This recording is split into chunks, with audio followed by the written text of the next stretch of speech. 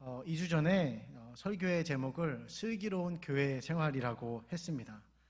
그 말씀을 이제 전하고 제목을 이렇게 생각하면서 이런 생각이 좀 들더라고요. 자칫하면 잘못 적용이 될 수 있겠다.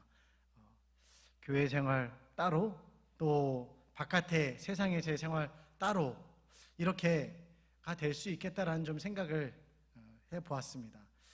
그래서 오늘 이 시간이 참 중요한 것 같아요. 오늘 설교의 제목을 슬기로운 성도 생활이라고 정했습니다. 사실 슬기로운 교회 생활을 정하면서 이런 위험성이 있을 것 같아서 그렇게 슬기로운 교회 생활, 성도 생활 이렇게 해서 같이 정했던 것이죠.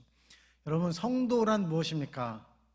성도, 예수 안 믿는 사람들에게는 교회 다니는 사람들, 하나님 믿고 예수님 믿는 사람들이라고 정의를 내릴 수 있을지 모르겠습니다. 성경 안에서 볼 때 우리는 이렇게 이해하죠. 하나님의 백성, 하나님의 자녀, 구원받은 자, 그리고 예수를 믿고 예수 그리스도를 따르는 사람들이라고 정의를 내릴 수 있을 것 같습니다. 한자의 뜻을 살펴보니까 성은 성인 할 때, 성자 할 때 성이죠. 그러니까 성스러움, 어떤 존칭을 이야기할 때 성이라고 합니다. 도는 무리 도자를 쓰는 거죠. 그래서 성도란 성스러운 무리들이다, 존경받는 이들이다라고 말할 수 있을 것 같습니다.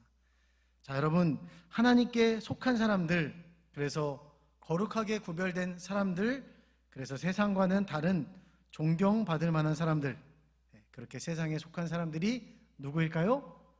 바로 성도된 우리라는 것입니다. 그러니 성도의 생활, 오늘 말씀에 성도의 생활이라고 했는데, 성도의 생활이란 무엇이냐? 그것은 결코 산에 파묻혀가지고 속세를 떠나서 유유자적 사는 그런 삶을 말하는 것이 아니겠죠.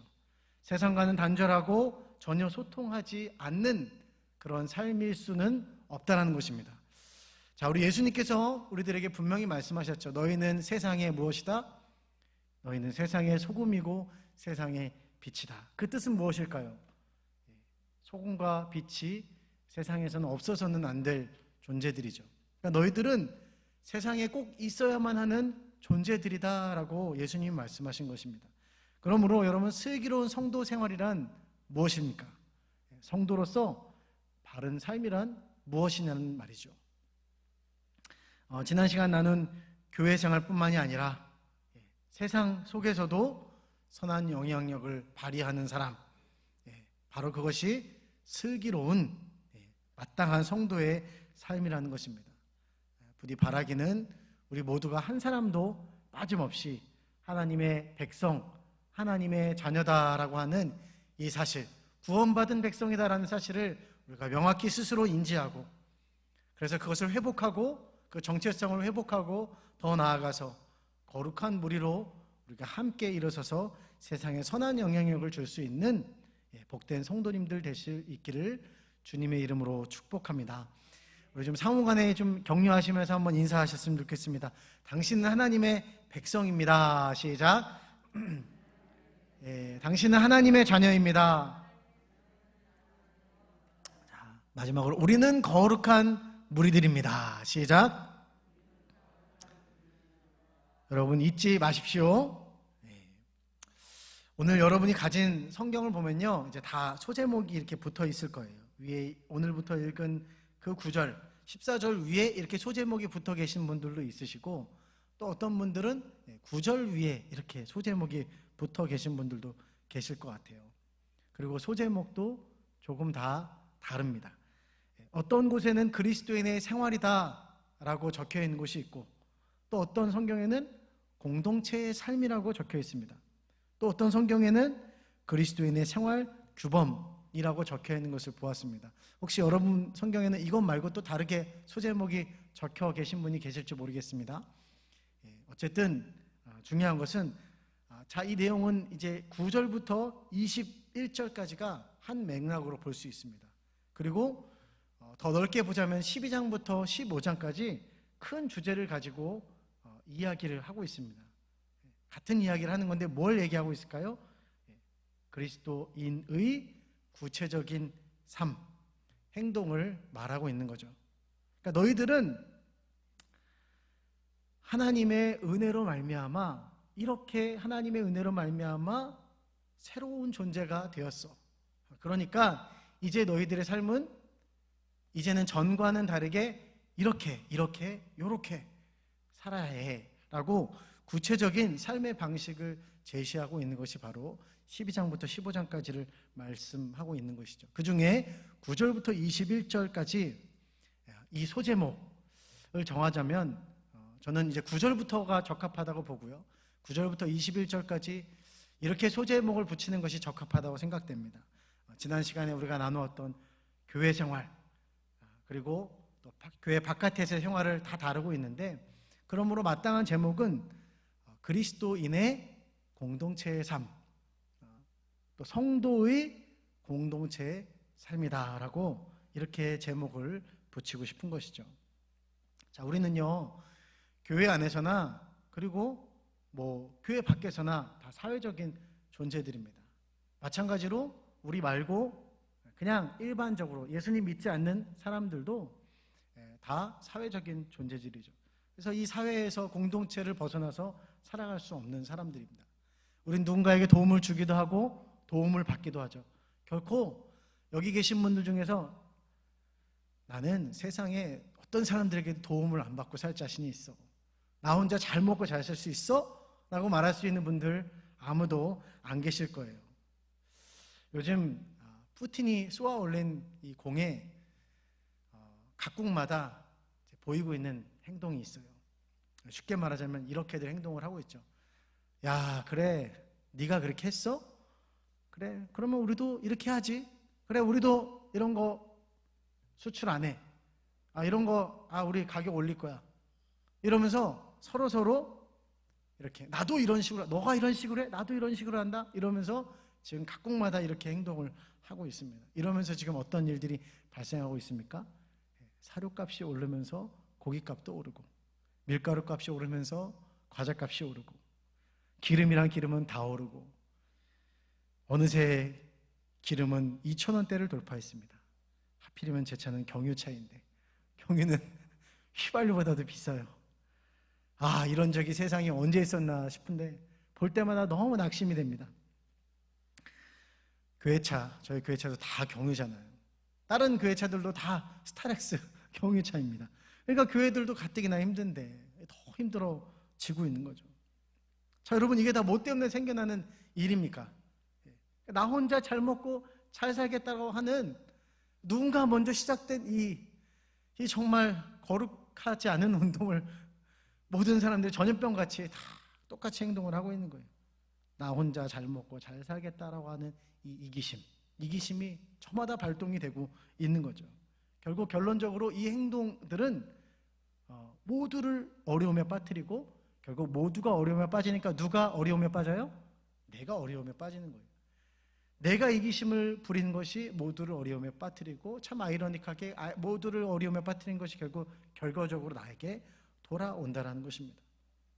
여러분, 따라서 그리스도인이라면, 예수님을 믿는 우리가 성도라고 한다면 당연히 염두에 두고 또 염두에 둬야 될 것은 바로 이 공동체에 대한 관심입니다. 공동체를 어떻게 세울 것인가. 다 우리 무너져가는 공동체가 보이는데, 교회 공동체에 이런 부족한 모습이 보이고, 우리 가정에 이런 모습이 보이고, 또 내가 속해 있는 이 사회와 이 직장과 학교와 내가 있는 곳에 이러한 갈등이 있는데 이 공동체를 내가 어떻게 살려야 할 것인가, 나는 그것을 위해 무엇을 할 수 있는가라고 하는 질문, 이 질문을 던져야 되는 것이죠. 여러분, 성경은 말하고 있습니다. 디모데후서 3장 1절부터 4절 말씀인데요, 이렇게 말씀하고 있어요. 너는 이것을 알라. 말세에 고통하는 때가 이르러 사람들이 자기를 사랑하며 돈을 사랑하며 자랑하며 교만하며 비방하며 부모를 거역하며 감사하지 아니하며 거룩하지 아니하며 무정하며 원통함을 풀지 아니하며 모함하며 절제하지 못하며 사나우며 선한 것을 좋아하지 아니하며 배신하며 조급하며 자만하며 쾌락을 사랑하기를 하나님 사랑하는 것보다 더하며. 여러분, 이 말씀이 이 말하고 있는 특징이 있어요. 이 모든 것이 결국은 어떻게 된다라고 말할 수 있는 특징이 무엇이냐? 그것은 결국 자기만 생각한다는 거예요. 그리고 결국 그것은 어떻게 만드는 거예요? 모두를 어렵게 만드는, 공동체를 파괴시키는 일들이 일어날 수밖에 없다라는 거죠. 그래서 성경은 또 말하고 있습니다. 히브리서 10장 24절부터 25절 말씀이죠. 서로 돌아보아 사랑과 선행을 격려하며 모이기를 패하는 어떤 사람들의 습관과 같이 하지 말고 오직 권하여 그날이 가까움을 볼수록 더욱 그리하자. 서로 돌아보아야 된다. 저마다 이기심으로 가득한 말세의 때가 이르러서 사람들이 다 그렇게 살아가는데, 그럴 때가 될수록 성도들은 어떻게 해야 된다? 서로 돌아봐야 된다. 모이기를 힘써야 한다. 공동체를 살려야 된다라는 말씀을 전하고 있는 것이죠. 여러분, 성도란 무엇입니까? 성도란 누구이며 무엇을 하는 사람입니까? 성경은 분명히 말하고 있는 거죠. 성도란 공동체를 살리는 사람, 책임지는 사람들이다. 오늘 이 엄청난 책임과 사명 앞에 우리가 서 있습니다. 동시에 모든 사람이 갖고 있는 마음이죠. 이기심이 또한 우리에게 있습니다. 그렇기 때문에 이 말씀은 참 어려운 거예요. 어려운 도전이 아닐 수밖에 없어요. 우리는 공동체를 세우는 자들로 부름을 받았는데 또한 우리에게 이기심이 있다라는 거예요. 게다가 어느 때보다 세상은 저마다 이기심으로 넘쳐나고 있어요. 누구를 돌아보고 누구를 사랑해야 하나, 나 하나 돌아보기도 힘든데, 그러면서 점점 사람들이 이기적으로 변해가고 있어요. 여러분, 솔직히 여러분도 그런 생각이 들고 있지는 않습니까? 그것은 어쩌면 당연히 우리에게 찾아올 수 있는 마음인 거죠. 왜냐하면 우리 안에 다 이기심이 있기 때문에. 나를 우선 생각하는 마음, 나 중심적인, 자기 중심적인 사고가 우리 가운데 다 있는 거예요. 바로 이때 성경은 우리에게 말씀하고 있습니다. 여러분, 12장 우리 9절 말씀과 21절 말씀을 함께 읽어보겠습니다. 먼저 9절 말씀 읽어보겠습니다. 시작. 사랑에는 21절 말씀도 함께 읽어보겠습니다. 시작. 악에게 지지 말고. 아멘. 자, 동시에 똑같이 성경은 우리에게 말하고 있죠. 무엇을 멀리하고 대적하고 미워해야 된다? 악을 미워해야 된다. 대적할 대상으로 악을 말하고 있습니다. 이 악은 문맥상 무엇일까요? 이 악의 문맥상 이 악은 무엇이냐? 근본적으로 나만 생각하는 이기심이라는 거예요. 그래서 이기심 때문에 뺏고 죽이고 또 상처 입히는 모든 행동들이 다 악인 것이죠. 그것을 대적해야 된다는 것입니다. 그리고 무엇을 선택해야 된다? 선을 선택해라. 선에 속하라. 선으로 이겨라. 9절에 선에 속하라 라고 했는데 이 선은 그냥 도덕적인 선을 말하고 있어요. 그런데 원어적인 그런 뜻이 그런 거죠. 그런데 예수님께서 이 똑같은 단어를 가지고, 이 원어를 가지고 무엇이라고 말씀하셨냐면, 예수님은 자신을 선하다라고 말하는 사람에게 마가복음 10장 18절에 이렇게 말씀하셨습니다. 하나님 한 분 외에는 선한 이가 없느니라. 여러분, 따라서 오늘 본문 속에서 이 선이란 무엇을 말하는 것일까요? 하나님에게서만 나올 수 있는 것, 아니 하나님 그 자체가 선이다라는 거예요. 그래서 성경은 선에 속하라 라고 말하고 있습니다. 이건 선을 그냥 취사 선택하는 정도의 그런 말씀이 아닌 거예요. 속하라 라고 하는 원어의 의미는 이런 것입니다. 나무 두도막이 있죠. 이 두도막을 악교로 붙이는 거예요. 그러면은 아주 강하게 달라붙어서 나중에는 떼어낼 수가 없는, 그냥 한 덩어리가 되는 것, 바로 이것이 속하다라고 하는 의미입니다. 그러니까 절대적인 선이신 하나님께 딱 달라붙는 것, 이것이 선에 속하다라는 의미인 거예요. 여러분, 어떻게 우리가 악을 떨쳐내고 이겨내고 이기심을 떨쳐내고 오늘 본문이 말하는 바 그리스도인으로서, 성도로서 공동체의 삶을 살고 공동체를 세우는 삶을 살아갈 수 있을까요? 어떻게 할 수 있어요? 우리의 노력으로, 우리의 힘으로 어느 정도는 좀 될 수 있겠죠. 그러나 성경이 말하는 바, 오늘 제시하는 바, 내 원수까지 사랑하고 그에게 선을 베푸는 것, 그에게 먹을 것과 마실 것을 주는 것, 그것은 인간의 힘으로는 불가능하죠. 우리로서는 불가능하지만, 그러나 절대적인 선이신 하나님께 딱 달라붙어 있을 때 가능할 수 있다라는 것입니다. 할렐루야. 그리고 또한 성경은 우리에게 말씀하는 것이죠. 10절 말씀입니다. 형제를 사랑하여 우애하고 존경하라. 지난 시간에 제가 이 말씀을 가지고 이 원어가 필라델피아라 그랬어요. 이 필라델피아는 형제의 의리, 어떤 하나님으로부터 하나님의 아가페의 사랑 이런 것과는 좀 다른 겁니다. 형제의, 우리가 말하는 의리라고 했습니다. 근데 중요한 건 이게 다 우리에게 있어요, 없어요? 있다라는 거죠. 성경은요, 우리에게 없는 걸 가지고 네가 없는 걸 가지고 해라라고 말하고 있지 않습니다. 무리한 것을 요구하고 있지 않다라는 거예요. 그리고 16절 말씀입니다. 함께 읽어보실까요? 16절 말씀 시작. 서로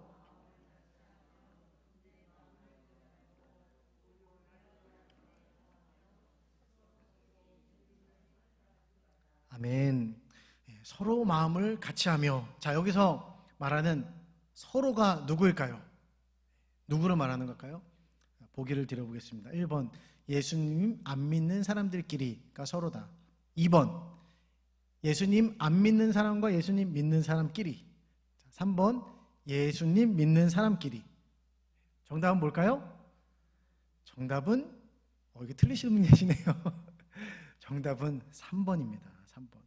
오늘 우리가 읽은 14절부터 21절은 문맥상 교회 바깥에서 성도가, 교회 안에서가 아닌 교회 바깥에서 성도, 원수가 나오잖아요. 핍박하는 자가 나오잖아요. 이거는 교회 안에 있는 사람들이 아니겠죠. 이런 사람들에게 어떻게 대해야 되는지를 말해주고 있는 거죠. 그런데 박해한 자들 축복해라, 애경사를 함께 해라, 모든 사람과 화평해라, 다 쉽지 않은 데다가 이 말씀은 다 나 혼자 짊어지라는 그런 명령 같습니다. 그런데 그때 이 말씀이 나오는 거예요. 서로 마음을 같이 하여. 최근에 들은 정말 좋은 노래의 가사가 떠올려집니다. 찬양이 아닙니다. 죄송하지만 후렴구예요. 이제 혼자가 아니에요. 무거운 짐들 같이 들어줄게요. 내 손을 꼭 잡아요. 그리고 서로를 믿어요. 그 누가 뭐라 해도 걱정 말아요. 우리의 길을 가요. 말씀이 이런 참 위로가 되는 것 같아요. 세상에 너 혼자 욕 다 먹고 너 혼자 신앙생활, 믿음생활 하느라고 힘든 것 같지? 그런데 그게 아니야. 돌아봐봐. 너 말고도 똑같이 고난을 받고 똑같이 예수님 믿는 것 때문에 불이익을 당하고 똑같이 억울하고 똑같이 힘든 사람들이 너무 많이 있어. 그런데도 저렇게 믿음의 길을 걸어가고 있지 않니? 여러분, 우리의 믿음의 동역자들이 누구입니까? 여러분 누구예요? 바로 여기에 있는 저와 여러분들인 줄 믿습니다. 우리 모두가 그런 동역자들이죠.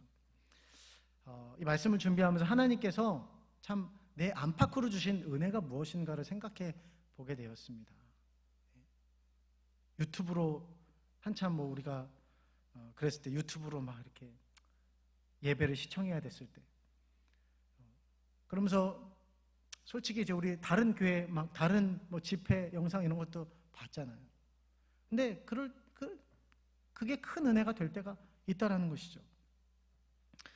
다 힘든 것 같은데, 예배가 다 무너진 것 같은데, 그 와중에 그곳에서 자리를 지키고 열정적으로 예배하는 이들을 보면서 코로나가 이렇게 회복되면서 얼마나 다시 열정적으로 예배할 수 있을 것인가, 얼마나 하나님 앞에 그렇게 찬양할 수 있을 것인가 했는데 그렇게 예배하고 있는 사람들의 그런 모습들을 보면서 참 도전과 위로를 얻으면서 한편으로는 참 고마움을 갖게 되는 거죠. 야, 되긴 되는구나, 할 수 있구나, 다시 할 수 있겠구나. 같은 길을 걸어가는 믿음의 동역자들, 믿음의 싸움을 싸우는 사람들, 그런 사람들을 통해서 힘을 얻게 되고, 또 때로는 우리 주위에 이 코로나로 인해서 참 믿음이 떨어진 사람들, 분발하지 못하는 영혼들이 있는 거예요. 근데 그런 형제들을 보면서 우리 가운데 그런 부담이 있는 거죠. 거룩한 부담이 있는 거죠. 내가 저들을 도와줘야 되는데, 안타까운데 교회 나와야 되는데 왜 안 나오지? 우리 안에 이런 형제애가 있다라는 거죠. 이들을 이렇게 바라볼 수 있다라는 것, 이것이 얼마나 또 감사한 것인가. 하나님께서 내게 주신 안팎으로 주신 은혜가 아닌가. 하나님께서 내게 그래도 이런 형제를 사랑하는 마음을, 형제애라고 하는 것을 나에게 주셔서, 내 안에 이런 것이 있게 하셔서 이것을 가지고 다른 영혼을 위해서 기도하게 하시고 또 생각하게 하고 연락하게 하고 하는 것이 얼마나 큰 은혜인가. 결국 이것은 결과적으로 하나님, 절대적인 선이신 하나님의 바라보게 하고 하나님의 이르게 하는, 정말 하나님께서 내게 주신 안팎으로 주신 은혜가 아닌가라는 생각을 해보게 됐습니다. 그래서 결국 우리를 어디까지 자라나게 하시는 거예요? 선이신 하나님과 달라붙어서 공동체를 세우고 살리는, 오늘 말씀이 말하는 바 모든 사람과 더불어 화평하게 하고, 그래서 모든 사람으로 하여금 예수 그리스도를 바라보게 하고 모든 사람으로 하여금 하나님을 예배하게 하는 주역으로 우리를 세우신다. 할렐루야. 여러분, 그렇다면 이제는 우리가 어떤 행동을 해야 될 것인가? 이제는 우리가 취해야 될 행동이, 구체적인 행동은 무엇일까? 성경은 말하고 있죠. 그를 위해서 미워하는 자도 똑같이 미워하지 말고 축복하고, 또 웃는 자와 웃고 우는 자와 더불어 울어라. 원수에게는 호의를 베풀어 주되 먹을 것 마실 것도 주어라. 말씀을 이렇게 좀 이렇게 보면서 이런 생각이 들었습니다. 진짜 모두가 이렇게 하면 어떻게 될까? 장담하건대 내일이면 기름값은 떨어질 것 같습니다. 기름값이 한 1,000원쯤으로 떨어질 것 같아요. 물가도 안정이 될 것 같아요. 전쟁도 그쳐지고 정말 살만한 세상이 될 것 같습니다. 모두가 서로를 배려하니까. 그런데 이게 안 돼요. 왜일까요? 16절 말씀입니다. 다시 한번 16절 말씀을 읽어보겠습니다. 시작. 서로 마음을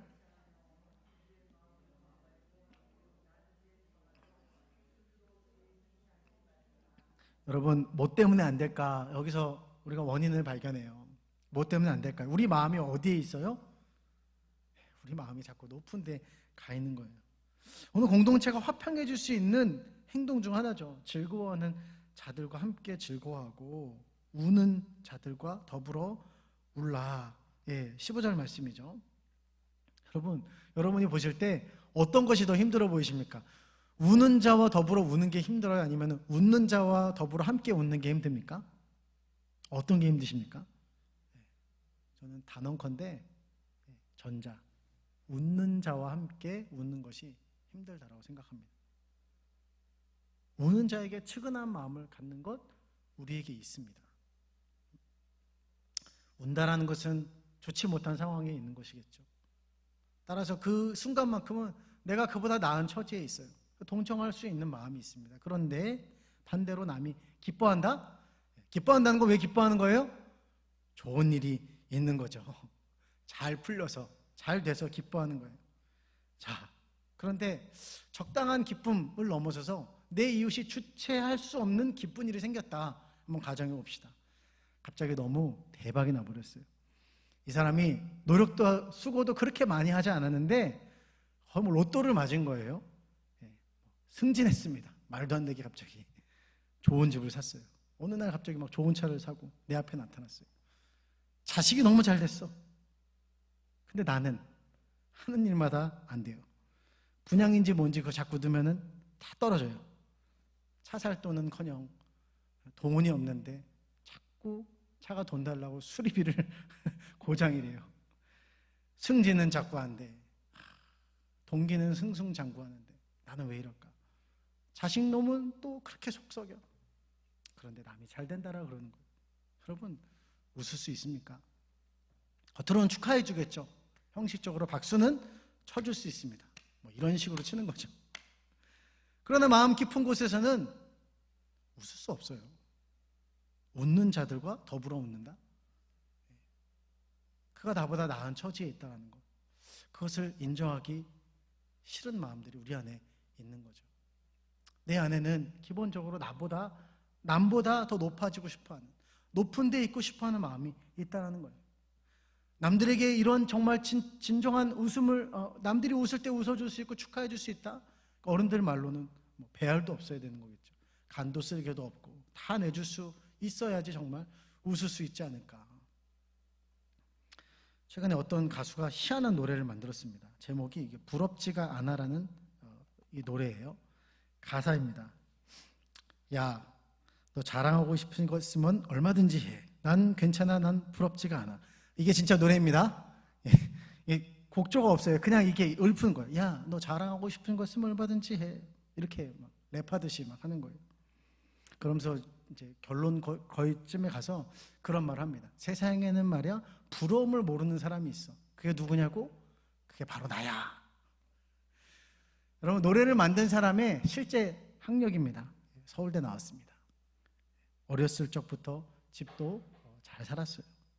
저런 앨범도 만들어줘서 유명해졌고 세상적인 성공을 맛봤습니다.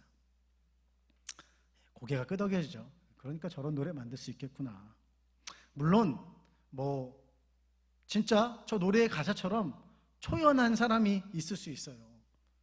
세상의 어떤 성공과 그런 거에 전혀 연연하지 않는 사람, 정말 부러워하지 않는 사람이 있을 수 있습니다. 진짜 노래를 만든 사람도 보면 그런 사람인 것 같아요. 그러니까 이런 사람 보면서 우리는 대단하다라고 이야기를 하죠. 그러나 정말 성경이 말하는 바 웃는 자들과 함께 웃을 수 있는가? 축하해 줄 수 있는가? 요건 다른 문제라는 거죠. 이거는 초연한 사람이 할 수 있는 그런 일이 아니라는 것입니다. 오늘 성경은 진짜 멋있는 것, 진짜 세상과 다른 존재를 말하고 있어요. 진짜 인류란 무엇이냐? 웃는 사람이 부러울 수 있는데 마음 깊은 곳에서 축하해주고 웃어주는 것, 축하해주는 것. 왜 그럴 수 있을까요? 어떻게 그럴 수 있냐는 거죠. 마음이 전혀 높은 데 있지 않은 거예요. 늘 하나님 앞에서 자신의 위치와 자신의 처지를 아는 거예요. 그래, 난 하나님 앞에 정말 하나님 아니었으면 난 죽을 죄인이었는데 막 다 지옥 갔는데 내게는 정말 인생에 답이 없었는데 하나님 날 살려주셨구나. 하나님 앞에 겸손한 거죠. 하나님께 용서를 받았기 때문에 내가 누군가를 용납해 줄 수 있는 거예요. 불쌍히 여길 수 있는 거예요. 아무리 우리 표현으로 지랄 맞고 용서할 수 없는 사람이라 할지라도, 그러나 하나님의 용서를 받은 내가 그 처지를 알고 그것 때문에 그 사람을 불쌍히 여겨주고 누군가 슬픈 일을 당할 때 함께 울어줄 수 있고 웃어줄 수 있는 것, 기뻐해 줄 수 있는 것이죠. 참 찾기 쉽지 않은, 우리가 보기 쉽지 않은 부류의 사람 같습니다. 그런데 이게 누구여야 한다라고 성경은 말하고 있습니까? 누가 이렇게 되어야 된다라고 성경이 말하고 있어요? 바로 성도로 부름을 받은 저와 여러분들인 줄 믿습니다. 말씀의 결론을 맺겠습니다. 여러분, 오늘 우리는 하나님 앞에서 어떤 성도입니까? 또 여러분, 우리는 세상 속에서 사람들에게 있어서 어떠한 성도라고 그렇게 평가를 받고 있습니까? 한자의 의미와 같이 거룩한 무리들이라는 평가를 받고 있습니까? 아니면 세상 속에 있으면서 우리가 그들이 가지고 있는 그 이기심, 똑같은 이기심을 가지고 그 이기심으로 가득하여서 살고 있지 않습니까? 그래서 나 때문에 내가 있는 공동체가 깨어지고 힘들어지고 있지는 않습니까? 아니면 내 안에 무정하고 무관심한 모습을 통해서 누군가는 죽어가고 있지 않습니까? 나에게 손가락질하는 사람과 똑같은 방법으로 미워하고 똑같이 우리가 손가락질을 하고 있지 않습니까? 상대적 박탈감으로, 질투심으로 이웃의 잘됨을 시기하고 또 스스로 굉장히 불행해하며 살아가고 있지 않습니까? 여러분, 집을 나간 탕자의 이야기를 잘 알고 계시죠? 못된 둘째 아들, 우리가 봐도 참 못된 아들입니다. 탕자가 집을 돌아왔을 때 아버지는 너무 반가이 그를 맞이해요. 그리고 잔치를 베풉니다. 그때 때마침 밖에 있다가 들어왔던 맞이되는 형이 그 광경을 보고 어떻게 반응합니까? 굉장히 분노하죠. 어떻게 저딴 자식을 받아들일 수 있어? 아니, 받아들인 거 받아들여도 어떻게 저렇게 잔치를 베풀 수 있지? 그러면 도대체 나는 뭐야? 이런 마음이었겠죠. 성경에 보면 그가 분노했다라고 말합니다. 이런 분노한 맏아들의 모습을 알고 아버지가 찾아가요. 그리고 이렇게 말합니다. 너는 항상 나와 함께 있으니 내 것이 다 네 것이 아니냐. 어쩌면 우리가 공동체를 세우는 성도로 부름을 받았음에도 그 부르심에 합당하지 못하게 살아가는 것, 이 맏아들과 같은 모습이 우리 안에 있지 않냐는 거죠. 자꾸 잊어버리는 거예요. 뭘 잊어버릴까요? 우리 곁에 늘 하나님이 가까이 계시는데 그 하나님께 붙어 있으면은 그 하나님으로부터 얻은 모든 좋은 것이 내 것인데 그것을 잊어버리는 거예요. 그리고 내게 없는 것, 자꾸 다른 것을 바라보고 내게 없는 것, 무언가 부러운 것, 그런 걸 바라보면서 자꾸 불평하는 거죠. 어떻게 난 이럴 수 있어? 내 처지는 이게 뭐야? 난 하나님인데 도대체 뭐야? 라고 말하는 것이 맏아들의 모습과 같은, 바로 오늘날 많은 성도들의 모습이 아닌가라는 생각을 해보게 됩니다. 여러분, 세상에 속해 있는 사람들이 보기에 높아 보이는 것들, 돈, 명예, 인기, 쾌락, 여기에 우리의 마음 빼앗기면 우리도 똑같이 무정해지는 거예요. 이기적이는 거예요. 그리고 질투심에 사로잡혀서 거룩한 성도로서의 부름을 잊어버리며 망각하며 살 수밖에 없다는 것입니다. 사랑하는 성도 여러분, 이 세상의 모습은 어떻습니까? 2주 전에 우리가 지방선거가 이렇게 끝났죠. 참 이제 되게 재밌는 장면이었습니다. 경기도지사가 이제 당선이 됐을 때 저는 전날까지만 해도 우리 이제 성함도 까먹었네요. 그분이 되실 줄 알았어요. 근데 이제 자고 일어나니까 바뀌었더라고요. 뭐 보니까 파주시장도 바뀌었고 이렇게 바뀌었던 거예요. 근데 이 하이라이트 장면을 보여주는 거예요. 그래가지고 이쪽 당이 앞서 나가면은 막 갑자기 막 흥분하면서 이 사람들이 다 같이 막 일어나가지고 자기 외운 겁니다. 죄송합니다. 제가 후보 한 이름밖에 없어요. 김동연. 그랬다가 갑자기 또 역전이 되는 거예요. 그럼 저쪽이 김은혜 씨인가요? 네. 은혜 이러는 겁니다. 그럼 저쪽이 그냥 침울해져 있어요. 세상 나 이런 것처럼. 그러다 갑자기 막 뒤집혀지면 또 갑자기 와 이러고 막 와 이러고 무슨 월드컵 골 넣은 줄 알았습니다. 이게 무슨 이렇게 막 실시간으로 이렇게 보여주는데 너무 웃기더라고요. 여러분, 선거가 끝난다면 어떻게 됐습니까? 뭐 박수 쳐주고 뭐 플랜카드는 걸어놔서 뭐 감사하다 어쩐다 하긴 하는데, 근데 모습을 보세요. 벌써부터 막 비협조적이고 막 뭐 상대방이 뭐 이렇게 뭐 그랬다라고 그러고 막 시기하고 질투하고. 그럼 이 사람들이 대한민국 몇 프로 된 사람들입니까? 0. 몇 프로 된 사람들 아니에요? 우리나라를 이끌어갔다 왔는 또 학력으로 보면은 뭐 수재들 아닙니까? 엄청난 위치에 올라가 있는 사람들. 그런데 그들의 모습을 보면서 이런 생각이 드는 거예요. 확실하게 결론을 내릴 수 있다. 저들에게는 소망이 없구나. 저들에게 막 우리나라의 희망을 걸고 막 내가 내 삶을 막 맡기고 이럴 필요는 없겠구나. 오늘 하나님의 말씀을 볼 때 웃는 자들과 더불어서 웃을 수 있는 자들 누가 할 수 있는 거예요? 그 소수의 0. 몇 프로 되는 사람들이 할 수 있습니까? 죽었다 깨어나도 못한다고 저는 봅니다. 누가 할 수 있는 것일까요? 그 일은 누구만이 할 수 있는 것일까요? 바로 여기 저와 여러분들, 하나님을 믿는 하나님의 거룩한 부름을 받은 성도로 부름받은 저와 여러분들만이 할 수 있는 일들인 줄 믿습니다. 어떻게 해요? 우리가 선이신 하나님께 딱 달라붙어 있을 때 하나님은 우리로 하여금 긍휼히 여기는 마음도 주시고 불쌍히 여기는 마음도 주시고 용납하는 마음도 주시고 또 우리 안에 하나님께서 주신 모든 좋은 것들을 발견케 하셔서 부럽지가 않은, 그러나 성공했을 땐 축하해 줄 수 있는 모든 곳에서 화평하게 하고 공동체를 세우는 거룩한 주역들로 하나님이 우리를 부르신 줄 믿습니다. 그러므로 사랑하는 성도 여러분, 이 자부심을 가지시고 이 세상에 어느 누가 우리를 비교하고 우리를 하여금 못났다라고 말하고 너는 아무것도 아닌 존재라고 말할 수 있을지 몰라도, 그러나 우리 하나님께서 보실 때 우리는 거룩한 성도요, 이 세상에 화평을 가져올 수 있는 거룩한 성도인 줄 믿습니다. 오늘도 이 부르심 앞에 이 자부심을 가지고 믿음으로 하나님 앞에 나아가는 우리 거룩한 성도님 되시기를 주님의 이름으로 축복합니다. 우리 함께 이 시간 기도하겠습니다.